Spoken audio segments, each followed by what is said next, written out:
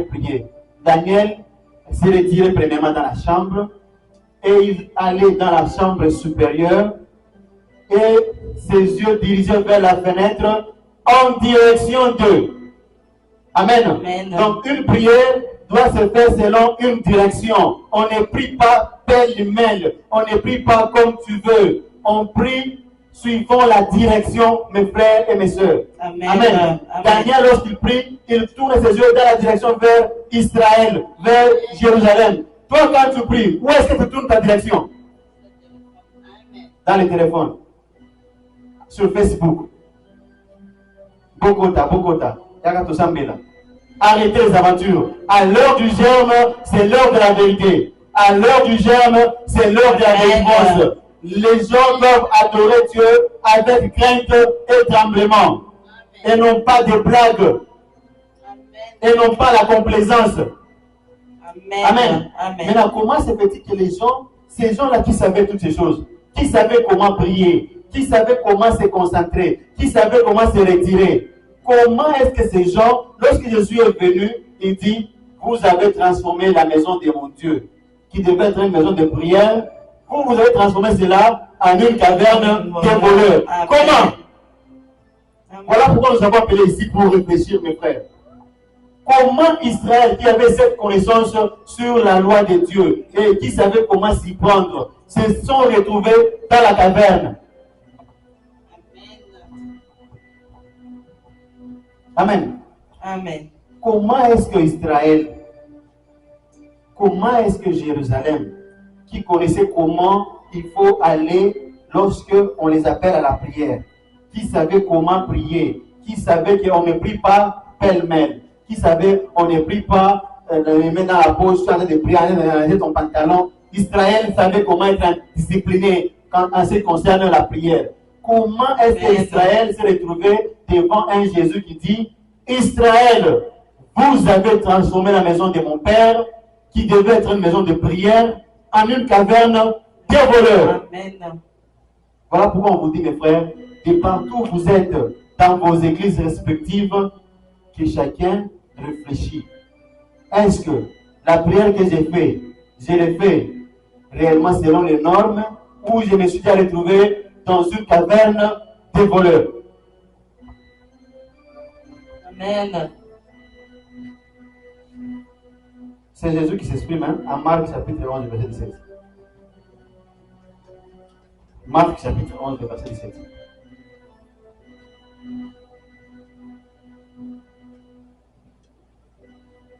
Marc chapitre 11, le verset 17, nous lisons. Et il enseignait et disait, n'est-il pas écrit, ma maison sera appelée une maison de prière pour Ma maison toutes les nations. Ma maison sera appelée une maison de prière pour toutes les nations. Mais vous, vous en avez fait une caverne de voleurs. Mais vous en avez fait une caverne de voleurs. Mes frères, amen. Amen. Mes frères, ces passages, Jésus n'était pas en train de parler aux païens en disant, pour les païens, vous ne savez pas prier. Jésus n'était pas en train de parler aux gens à l'extérieur dans le monde en disant, venez à l'église. Vous ici, vous avez fait de vos maisons des hôtels. Vous avez fait des maisons vos bars. Vous ne savez pas prier. Venez à l'église pour prier. Jésus s'exprimait aux pasteurs. Jésus s'exprimait devant les pharisiens. Jésus s'exprimait devant les docteurs de la loi. Les gens très avancés dans la théologie. Les gens qui avaient la connaissance de la loi de Dieu. Ils dormaient et ils rêvaient la loi de Dieu. Il s'agit de dire juste une phrase dans la loi de Dieu. Il peut te donner le reste de la loi. Et c'est à ces gens-là que Jésus dit, vous avez transformé la maison de mon Père, qui devait être une maison de prière, en une caverne de voleurs. L'heure est grave, mes frères et mes sœurs. Il n'est plus temps de blaguer, il est temps de revenir à soi. Si vraiment vous avez besoin de salut, si vraiment vous avez besoin d'être sauvé, c'est l'heure de revenir à la parole de Dieu. Et une parole authentique.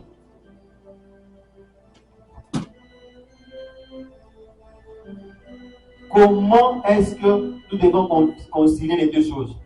Israël qui était très adonné, très zélé pour la prière. Et lorsqu'il s'agissait d'aller à la prière, on ne forçait pas les gens. Venez un peu prier avec nous. Oh non, je ne peux pas prier, j'ai mon travail. Oh, venez un peu prier avec nous. Oh non, j'ai ceci. Israël, lorsqu'on proclame la prière, c'est tout le monde, même le président de la République, à la prière. Même ton chien, ta poule, tous à la prière. Comment ces gens-là sont arrivés au point où Jésus leur dit, vous avez transformé la maison de prière en une caverne de voleurs. Amen. Amen. Amen. Et ce qui est tellement contradictoire, c'est que pendant que Jésus leur disait, vous avez transformé la maison de mon Père en une caverne de voleurs, et aussi regardez les disciples de Jésus. Amen. Pendant que Jésus s'adressait à eux en disant, cette maison devait être appelée la maison de prière, vous avez transformé cette maison en une caverne de voleurs. Détruisez ce temple. Amen. Amen. Je ne sais pas si vous m'écoutez très bien. Amen.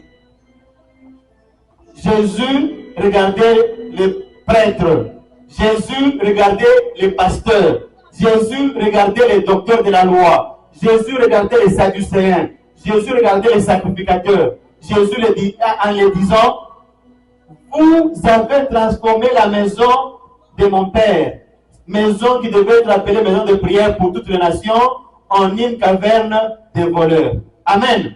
Amen. Maintenant, pendant que Jésus disait cela aux sacrificateurs, les sacrificateurs à leur tour regardaient les disciples de Jésus.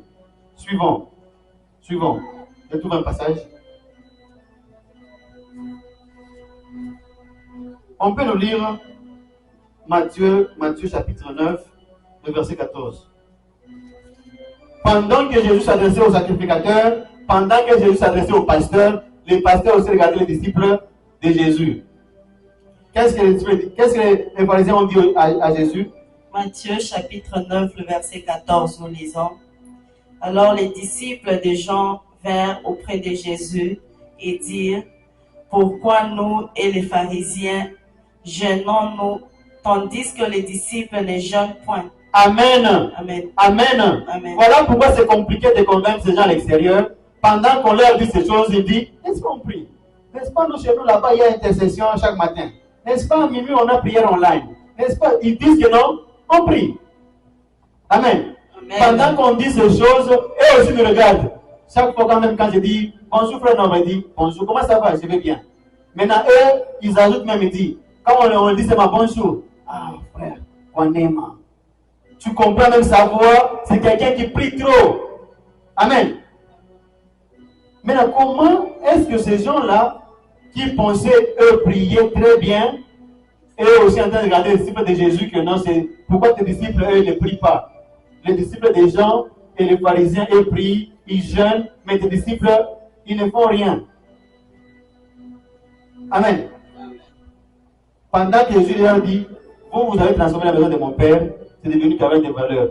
Et aussi, c'est glorifié que c'est eux qui étaient dans la vérité, c'est eux qui étaient dans l'église. Ce sont les disciples de Jésus qui ne priaient pas. Amen.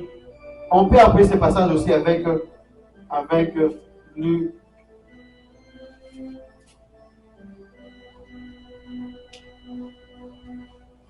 Luc, chapitre 5, verset 33. Luc chapitre 5, le verset 33, nous lisons.